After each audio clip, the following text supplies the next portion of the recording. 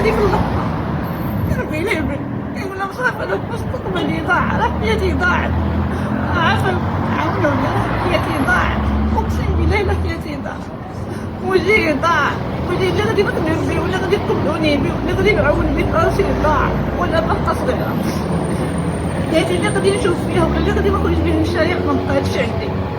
دابا كندير نداء العطية، عافاك شوفي الحالة ديالي، راني راه وجهي ضاع، راه مستقبلي كله ضاع، راني انا ضعت ضعيف نقولوا لي راه انا من حالي.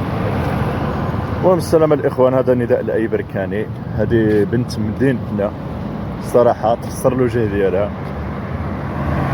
يعني، وكتطلب المساعده بينا احنا يعني كمغاربه عامه.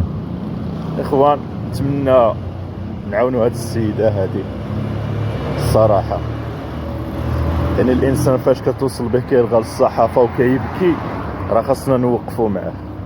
والله العظيم اي واحد يدير بلاصتو في بلاصه هاد البنت هادي، راه خاصنا نديرو يد في يد صراحه، راه هذه هي الدنيا.